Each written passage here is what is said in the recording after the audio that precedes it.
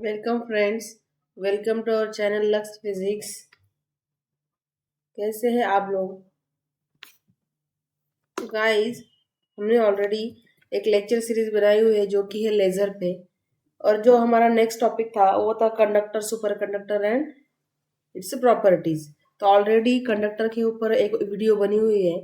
आप चैनल पे जाके चेक कर सकते हो और वो वीडियो देख सकते हो। और हाँ, चैनल को सब्सक्राइब करना मत भूलना, ताकि ऐसे ही नए नए वीडियोस देखने के लिए आपको कोई दिक्कत ना हो, वो डायरेक्टली आपके यूट्यूब पे वो आ जाए। इसीलिए सब्सक्राइब करना बहुत ज़रूरी है। तो देखो बच्चों, आज जो हम टॉपिक पढ़ने वाले हैं वो है super conductor and its properties. ठीक है। तो उसमें पहले तो एक दो टॉपिक पढ़ेंगे हम, जैसे कि सुपर कंडक्टिविटी के बारे में। सुपर कंडक्टिविटी क्या है, क्रिटिकल टेम्परेचर क्या है, मेजनरी इफेक्ट क्या है, आइसोटोपी इफेक्ट क्या है, टाइप ऑफ सुपर कंडक्टर्स क्या है, ये सब चीजें हम आज पढ़ने वाले हैं।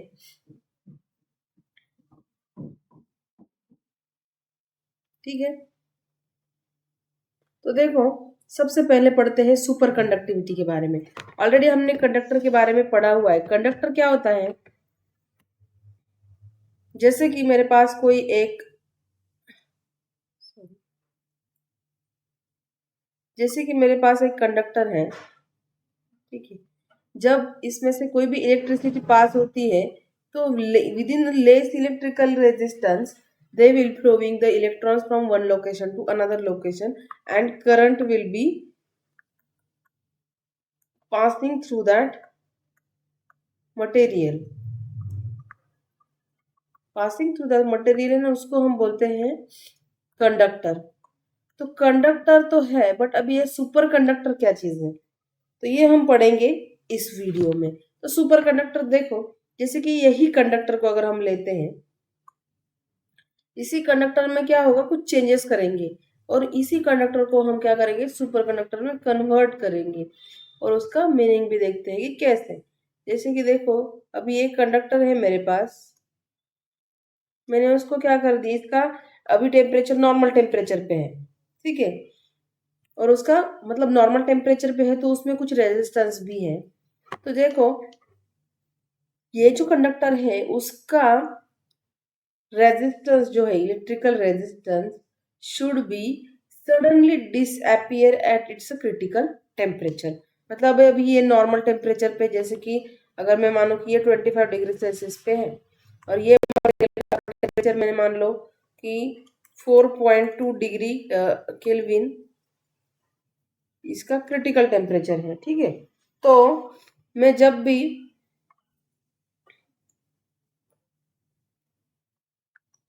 मैं जब भी इस कंडक्टर का जो भी टेम्परेचर है उसको कम करूंगी। जब भी इस कंडक्टर का टेम्परेचर कम कर रही हूँ, तो उस टाइम पे ये जो कंडक्टर है, ये वो कंडक्टर से सुपर कंडक्टर में कन्वर्ट हो रहा है। ठीक है। सुपर कंडक्टर में कन्वर्ट हो रहा है। तो इसका मतलब क्या हुआ कि इसमें जो भी रेजिस्टेंस था नॉर्मल टेम्परेचर पे, इसमें जो भी रेजिस्टेंस था वो क्रिटिकल टेम्परेचर तक जाने के बाद और उससे और ज्यादा टेम्परेचर कम करने के बाद वो कंडक्टर है, वो कंडक्टर सुपर कंडक्टर में कन्वर्ट हो गया। सुपर कंडक्टर में कन्वर्ट हो गया मतलब उसका जो भी रेजिस्टेंस था वो क्या होगा, इधर जीरो। रेजिस्टेंस जीरो मतलब रेजिस्टिविटी भी क्या हो गई, इधर जीरो हो गई। एंड उसी मटेरियल्स को हम क्या बोलते हैं, सुपर कंडक्टर। तो एक बार डेफिनेशन के साथ जाते हैं। Super conductivity is the phenomenon in which the electrical resistance of the material suddenly disappears। Means क्या हुआ, इलेक्ट्रिकल रेजिस्टेंस suddenly disappears हो गया। कब होगा वो, जब उसका temperature below its critical temperature पे जाएगा। उसी टाइम पे हमारा जो कंडक्टर है वो क्या हो जाएगा, इधर सुपर कंडक्टर में कन्वर्ट हो जाएगा। ठीक है। The material that exhibits the super conductivity and the superconducting state are called as superconductor. सारे के सारे मटेरियल्स सुपर कंडक्टर नहीं है। स्पेसिफिक मटेरियल्स थे जो कि सुपर कंडक्टिंग स्टेट में वर्क करते हैं। जो कंडक्टर्स है वही सुपर कंडक्टर में कन्वर्ट होते हैं। ठीक है। तो देखो ये हो गई हमारी सुपर कंडक्टिविटी की definition. The super conductivity is the phenomenon in which the electrical resistance of the material suddenly disappear below its critical temperature. तो इसमें एक बात आपको पता चली होगी कि ये क्या है, ये जो क्रिटिकल टेम्परेचर मैंने बोला ये चीज क्या है। तो सिंपल सी बात है, नेक्स्ट वीडियो में मतलब नेक्स्ट पीपीटी में देखते हैं हम।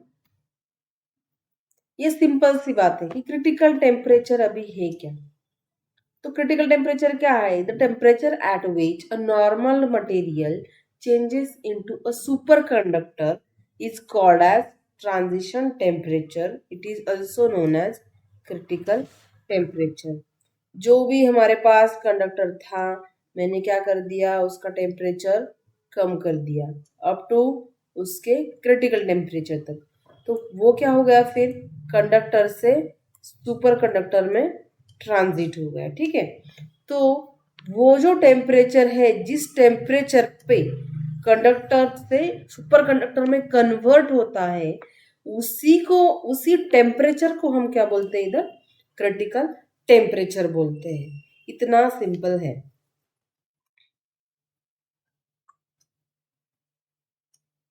जैसे कि इधर देखो, ये जो हमारा ग्राफ है, ये हमारा क्या हो गया? Critical temperature. मतलब यहाँ पे ये जो मटेरियल है यहाँ पे कंडक्टर जैसे वर्क करेगा। ठीक है, यहाँ पे मैं अगर टेम्परेचर उसका कम कर रही हूँ तो क्या होगा? ये जो क्रिटिकल टेम्परेचर है, इससे जब भी मैं कम मतलब इस टेम्परेचर को क्रिटिकल टेम्परेचर से अगर कम कर रही हूँ, तो वहां पे ये जो मटेरियल है वो क्या वर्क करेगा? सुपर कंडक्टिंग स्टेट में। अब सुपर कंडक्टिंग स्टेट में वर्क करेगा मतलब क्या होगा कि उसमें जो भी रेजिस्टेंस है वो रेजिस्टेंस जीरो हो जाएगा और रेजिस्टिविटी भी क्या हो जाएगी? जीरो हो जाएगी। रेजिस्टेंस जीरो हो रहा है या फिर रेजिस्टिविटी जीरो हो रही है, उसका मतलब क्या है कि उसमें से मैक्सिमम करंट फ्लो होगा। मैक्सिमम करंट फ्लो होगा, मैक्सिमम यानी जितनी भी उस मटेरियल की एबिलिटी है कि मतलब जैसे कि अगर एक कंडक्टर ले लिया, उसमें से मैक्सिमम करंट अगर 2 एम्पेयर इतना करंट फ्लो हो रहा है, तो वो पूरा का पूरा करंट उसमें से फ्लो होगा। मतलब जैसे कि अगर एक एग्जांपल लेते हैं, ये एक कंडक्टर है, इसको क्या कर दिया मैंने, दो प्लेसेस पे, मतलब ये तो अभी वायर के हिसाब से लेते हो ताकि इजी में समझ में आए। ये एक पावर स्टेशन है और ये हमारे घर की बिजली है। तो ये क्या होता है, ये दोनों कनेक्टेड है। यहाँ से पावर स्टेशन हमें 100 एम्पियर की अगर करंट भेज रहा है, तो घर पे हमको कितना मिलेगा? सिर्फ 80 एम्पेयर। मतलब क्या हुआ कि 20 एम्पेयर का इधर क्या हो गया? लॉस हो गया। लॉस क्यों हुआ? ये जो कंडक्टर है उसकी खुद की रेजिस्टेंस है, खुद की रेजिस्टेंस होने की वजह से वो करंट को अपोज कर रहा है फ्लो करने के लिए, और उसी के लिए उसको कितनी पावर लगी? 20 एम्पेयर इतना उसने क्या कर दिया? लूज कर दिया। ठीक है, तो अभी सुपर कंडक्टर में क्या होगा? अगर यही पे अगर उसी कंडक्टर का अगर हम टेम्परेचर कम करते हैं क्रिटिकल टेम्परेचर से, तो वहां पे क्या होगा कि यहाँ पे जो पावर स्टेशन ने 100 एम्पेयर भेजा था, पूरा का पूरा 100 एम्पेयर इधर हमें क्या मिलेगा? घर में मिलेगा। मतलब रेजिस्टेंस क्या होगा इधर? जीरो रेजिस्टेंस हो गया। ठीक है, तो ये दो पॉइंट थे जो कि सुपर कंडक्टर में बहुत ही ज्यादा इंपॉर्टेंट है, क्योंकि क्रिटिकल टेम्परेचर ही ये एक इंपॉर्टेंट चीज है जिसकी वजह से कंडक्टर सुपर कंडक्टर में कन्वर्ट होता है। ठीक है, अभी उसकी प्रॉपर्टीज देखते हैं। ये भी एक प्रॉपर्टी है, क्योंकि सब मटेरियल्स में हमें क्रिटिकल टेम्परेचर पे ये सब चेंजेस देखने को मिलेंगे ऐसा नहीं है, ये सिर्फ कुछ स्पेसिफिक मटेरियल्स में ही देखने को मिलता है। तो नेक्स्ट जो प्रॉपर्टी हमने देखनी है वो है मेजनर इफेक्ट। तो मेजनर इफेक्ट क्या है? तो जब भी कोई कंडक्टर होता है, तो कंडक्टर में जब भी कोई मैग्नेटिक फील्ड हम भेजते हैं, तो वो मैग्नेटिक फील्ड कंडक्टर में से फ्लो होती है, मतलब अंदर तक पेनेट्रेट होती है। ठीक है, लेकिन अभी मेजनर इफेक्ट में क्या होगा? जैसे कि हमें पता है कि सुपर कंडक्टर जो है उसमें क्या करते हैं हम, उसका टेम्परेचर कम कर देते हैं। तो वो टेम्परेचर कम करने के बाद सुपर कंडक्टर में क्या चेंजेस होते हैं, तो वो अभी हम देखते हैं। ठीक है, पहले तो एक डेफिनेशन देख लेते हैं ताकि थोड़ा सा इजी वे में हो जाए।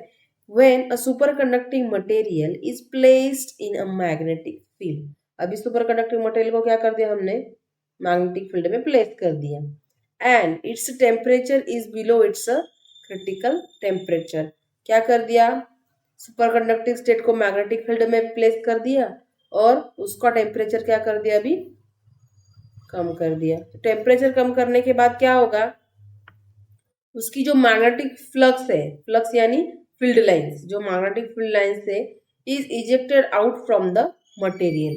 इजेक्टेड आउट मीन्स वो अंदर नहीं जा रही, penetrate, do not penetrate into this material. ठीक है, तो वो क्या कर रही है, अभी इजेक्ट हो रही है ऐसे, इस तरीके से।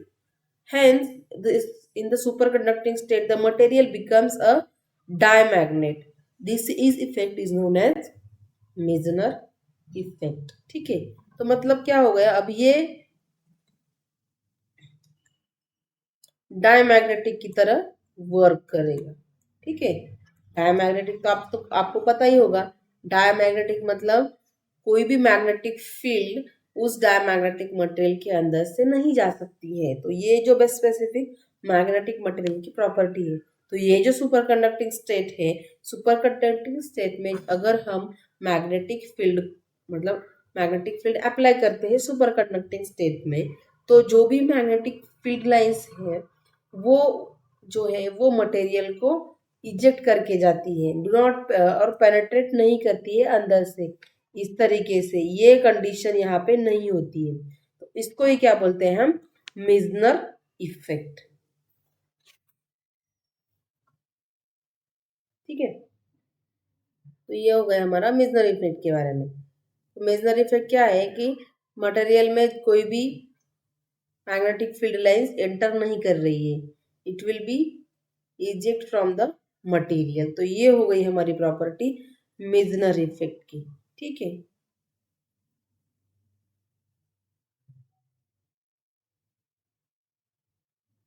इसके बाद हम पढ़ेंगे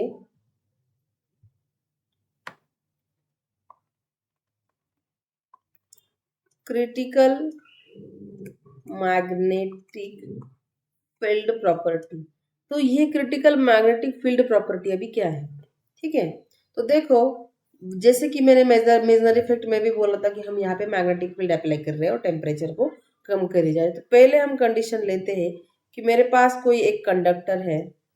ठीक है, उसका टेम्परेचर अभी नॉर्मल है, उसमें कोई भी मैग्नेटिक फील्ड नहीं है, एच क्या होगा इधर, जीरो है, टेम्परेचर भी जीरो है। तो यहाँ से मतलब सॉरी मैग्नेटिक फील्ड तो हमने दी ही नहीं है ना, तो हम क्या करेंगे इधर, ये तो नहीं, तो ये हो गया हमारा कंडक्टर। अभी क्या करते हैं, इसका टेम्परेचर कम कर देते हैं। अभी भी मैंने मैग्नेटिक फील्ड को जीरो ही रखा है, इसका टेम्परेचर क्या करेंगे, टीसी से लेस कर देंगे। ठीक है, तो अभी ये जो कंडक्टर है वो क्या हुआ, सुपर कंडक्टर में कन्वर्ट हो गया। ठीक है, तो अभी क्या करते हैं, इसको इसका टेम्परेचर तो कम कर दिया टीसी से, अभी क्या करते हैं, उसको मैग्नेटिक फील्ड अप्लाई करते हैं, कुछ तो भी मैग्नेटिक फील्ड अप्लाई करेंगे। ठीक है, तो मैग्नेटिक फील्ड जब अप्लाई करेंगे तो क्या होगा, इधर मैग्नेटिक फील्ड लाइंस पास होंगे। अभी एक और कंडीशन लेते हैं,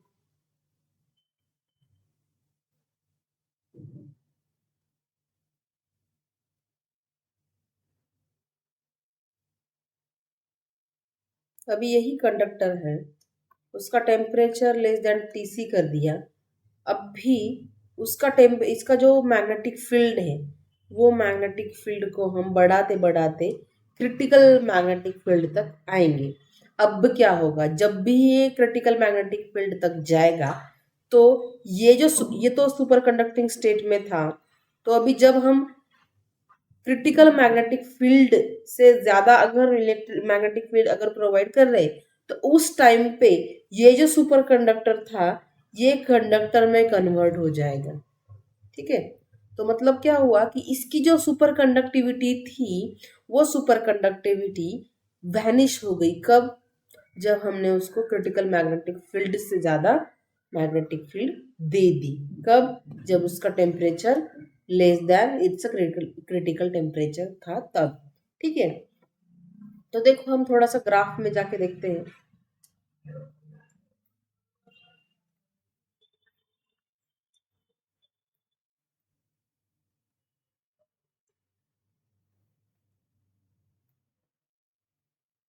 तो ये जो टेम्परेचर एंड उसका जो मैग्नेटिक फील्ड है,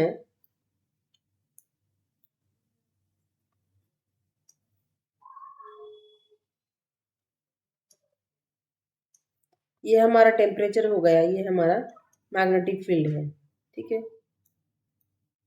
टेम्परेचर एंड मैग्नेटिक फील्ड। तो ये देखो यहाँ पे क्या हुआ, उसकी क्रिटिकल मैग्नेटिक फील्ड है, यहाँ पे उसकी क्रिटिकल टेम्परेचर है। ठीक है, तो ये हो गई हमारी, मतलब जब भी उसके क्रिटिकल टेम्परेचर और इसके क्रिटिकल मैग्नेटिक फील्ड पे है, तब ये जो अंदर का जो पोर्शन है, अंदर के पोर्शन में वो क्या कर रहा है, अभी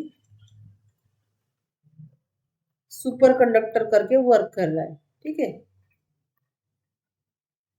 और ये जो बाहर की साइड है वहां पे ये कंडक्टर के हिसाब से वर्क कर रहा है। ठीक है, तो ये हो गई हमारी क्रिटिकल मैग्नेटिक फील्ड। ठीक है, तो क्रिटिकल मैग्नेटिक फील्ड क्या है कि ऐसे, मतलब जब हमने सुपर कंडक्टर को, मतलब कंडक्टर को सुपर कंडक्टिंग स्टेट में कन्वर्ट किया, इस हिसाब से मतलब टेम्परेचर कर दिया उसका less than it's critical temperature, और हम क्या कर रहे हैं, अभी उसकी मैग्नेटिक फील्ड बढ़ा रहे हैं। जब भी उसकी मैग्नेटिक फील्ड को हम क्रिटिकल फील्ड से अगर ज्यादा उसको देते हैं, तो उस टाइम पे कंडक्टर जो है, सॉरी सुपर कंडक्टर जो है वो कंडक्टर में कन्वर्ट हो जाता है और उसकी सुपर कंडक्टिविटी वैनिश हो जाती है।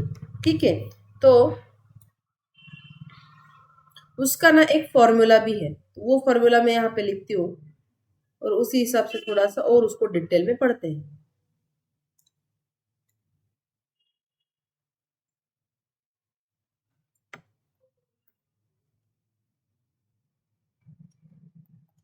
H C is equal to, sorry, H T, H T is equal to H C 1 - T/Tc whole bracket square. तो ये क्या हो गया, हमारा फॉर्मूला है। ठीक है, तो ये है हमारा फॉर्मूला। तो देखो इधर, अगर ये बाउंड्रीज हो गई, ठीक है, तो अगर मैं इस बाउंड्री पे मुझे काम करना है, तो मतलब मैंने क्या कर दिया, अभी इसका टेम्परेचर कम कर दिया, सुपर कंडक्टर का टेम्परेचर कम कर दिया, तो ऐसी कितनी मैग्नेटिक फील्ड लगेगी जब वो सुपर कंडक्टर से कंडक्टर में कन्वर्ट होगा। तो ये देखो, ये है हमारी मैग्नेटिक फील्ड की वैल्यू। ठीक है,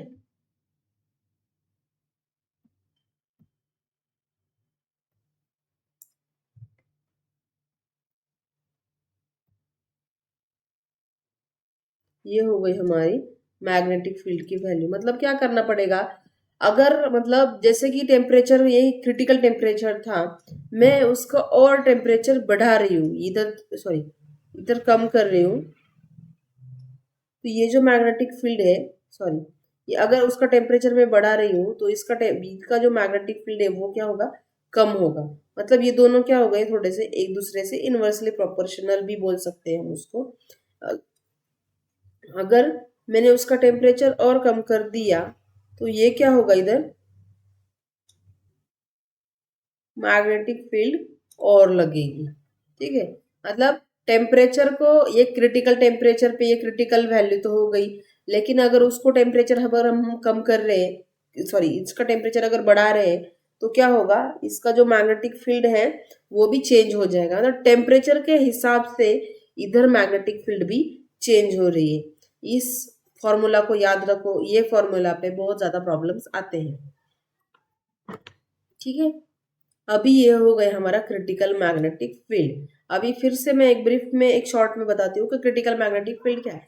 क्रिटिकल मैग्नेटिक फील्ड एक ऐसी फील्ड है जब जो सुपर कंडक्टिंग मटेरियल था उसकी जो सुपर कंडक्टिंग प्रॉपर्टीज है वो सारी की सारी वैनिश हो जाती है, तो उस मैग्नेटिक फील्ड को हम क्या बोलेंगे, क्रिटिकल मैग्नेटिक फील्ड बोलेंगे। ठीक है।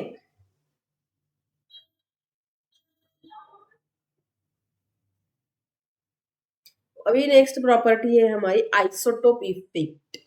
तो अभी देखो, आइसोटोप इफेक्ट पढ़ने से पहले हमें एक और चीज पता होनी चाहिए बच्चों, जो कि है आइसोटोप। तो आपने 10th में भी पढ़ा होगा, 12th में भी पढ़ा है कि आइसोटोप्स क्या है। ठीक है। तो आइसोटोप क्या है कि जो भी एक मटेरियल ले लिया, जैसे कि कोई कार्बन ले लिया, हाइड्रोजन ले लिया, तो उसका जो एटॉमिक मास नंबर है, atomic number and atomic mass number, isotope यानी same atomic number but different atomic mass number. ठीक है। एग्जाम्पल के लिए लेते हैं हाइड्रोजन। हाइड्रोजन का एटॉमिक नंबर 1 है, लेकिन उसके क्या हो गया, अभी इधर एटॉमिक मास नंबर चेंज हो गया 1 2 3। तो मतलब एक ही एटॉमिक नंबर है, सेम मटेरियल है, बट उसकी जो आइसोटोपिक सॉरी उसकी जो एटॉमिक मास है वो क्या है, डिफरेंट है, और उसको हम बोलते हैं आइसोटोप्स। अभी सुपर कंडक्टर में आइसोटोप इफेक्ट भी है। मतलब जैसे कि अगर हमने इसको ले लिया तो इसका क्रिटिकल टेम्परेचर, इसका क्रिटिकल टेम्परेचर एंड ये तीनों का क्रिटिकल टेम्परेचर वो क्या है, चेंज हो जाएगा हर एक के लिए। किस बेसिस पे, तो ये जो फॉर्मूला है इस फॉर्मूला के बेसिस पे। तो हम चलो इसी को हम डिटेल में पढ़ते हैं। ठीक है। आइसोटोप तो अभी समझ में आ गया कि आइसोटोप क्या है। तो critical temperature of superconductor depends on the isotopic mass of the material. The critical temperature is found to be inversely proportional to the square root of isotope mass. तो मतलब जो भी हमारा क्रिटिकल टेम्परेचर है वो क्रिटिकल टेम्परेचर क्या है कि स्क्वेयर रूट ऑफ मास के ऊपर डिपेंडेंट है। ठीक है। तो मतलब जैसे कि हमने ले लिया था कि H का एग्जांपल 1 2 एंड 3, तो इसमें जो एटॉमिक मास नंबर है इसको चेंज, ये हर एक मटेरियल के लिए चेंज हो जाएगा। तो उस हिसाब से जो क्रिटिकल टेम्परेचर है वो भी यहाँ पे क्या होगा, चेंज हो जाएगा। ठीक है। तो अभी देखो, ये दोनों अगर एक दूसरे के रिलेशन में ऐसे है, तो मतलब इसको अगर मैंने यहाँ पे मल्टीप्लाई कर दिया TC स्क्वायर रूट ऑफ यम, तो ये जो प्रॉपर्टी है वो क्या हो जाएगी इधर, कांस्टेंट। अगर क्रिटिकल टेम्परेचर बढ़ रहा है तो ये क्या होगा, इधर घट जाएगा। दोनों में से कोई भी चीज हो सकती है इधर। ठीक है। तो देखो, ये है हमारा आइसोटोप इफेक्ट। सिंपल है, कुछ नहीं है। आइसोटोप यानी जिसके जो भी मटेरियल है उसका सेम एटॉमिक नंबर है but different atomic mass number है, और दोनों का रिलेशन क्या है कि जो क्रिटिकल टेम्परेचर है वो critical temperature of superconductor is inversely proportional to the square root of its atomic mass. ठीक है। तो ये हो गया हमारा आइसोटोप के बारे में। और एक बहुत ही इंटरेस्टिंग प्रॉपर्टी है जो कि है परसिस्टेंट करंट। तो परसिस्टेंट करंट क्या है, तो परसिस्टेंट करंट यानी कि अगर मेरे पास कोई कंडक्टर है, उसको मैंने क्या कर दिया, इस रिंग की फॉर्मेट में ले लिया। मतलब सुपर कंडक्टर जो है नॉर्मली नॉर्मली हम कंडक्टर या फिर कुछ को भी ऐसे स्ट्रेट में पढ़ते हैं। अब ये सुपर कंडक्टर परसिस्टेंट करंट जो है उसको हम इस फॉर्मेट में पढ़ेंगे कि ये क्या है, अभी हमारा super conductor in ring format. ठीक है। तो अभी जब भी मैंने यहाँ पे क्या है, अभी करंट फ्लो होगा इसमें से मैक्सिमम कब, जब मैं उसको कुछ पावर सप्लाई प्रोवाइड करवा दूंगी।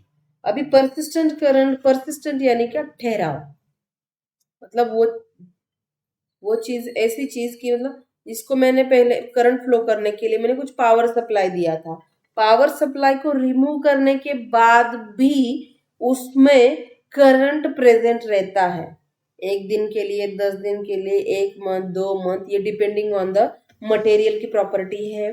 बट क्या हुआ इधर कि ये जो भी कंडक्टर था रिंग फॉर्म में, जब भी मैंने उसको इलेक्ट्रिक फील्ड दी थी तो उसमें जो करंट फ्लो हो रहा था, वो करंट वोल्टेज जो और जो पावर सप्लाई था उसको रिमूव करने के बाद भी उसमें वो करंट प्रेजेंट है, तो उसी को हम क्या बोलते हैं, persistent current. Steady flow of current, steady flow of current when no power supply is there or no any external supply is present। ठीक है, तो ये जो है, ये इसको बोलते हैं हम परसिस्टेंट करंट। तो ये जो सुपर कंडक्टर जो है उसमें जो रिंग फॉर्मेट है, ये सिर्फ इसी में देखने को मिलता है। ठीक है, तो इसी के साथ आज हम इस वीडियो में इतना ही पढ़ेंगे, और नेक्स्ट वीडियो जो है वो हमारे टाइप्स ऑफ कंडक्टर के ऊपर आएगा, तो वो भी देखना मत भूले। और हाँ, चैनल को सब्सक्राइब करो, लाइक एंड शेयर करना ना भूले।